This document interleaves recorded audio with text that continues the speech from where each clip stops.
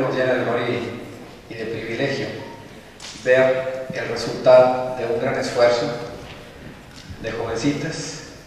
y de jóvenes y de niños que han creído en que la mejor manera de ser mejor persona es proponerse una meta todos los días, practicar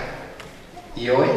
dar cuentas de esa constancia y de esa disciplina.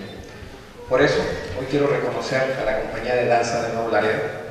pero en especial a todas ustedes y a todos ustedes, familias que han creído que la calidad en la cultura se da a base de un gran esfuerzo y sobre todo de creer en que las cosas se pueden hacer. Sabemos que la cultura, el arte, se da en todas partes, pero no en todas partes se tiene la calidad con la que se ha entregado el día de hoy esta presentación a mitad del camino.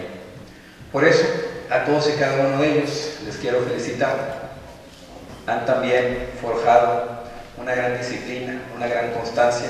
que permite dar cuenta de que a su corta edad ya son profesionales de la danza. Y por ello, para todos y cada una de ellas, para todos y cada uno de ellos,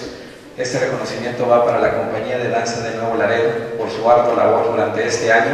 y para todas las familias que han confiado en cada uno de sus hijos, en cada uno de sus seres queridos. Gracias.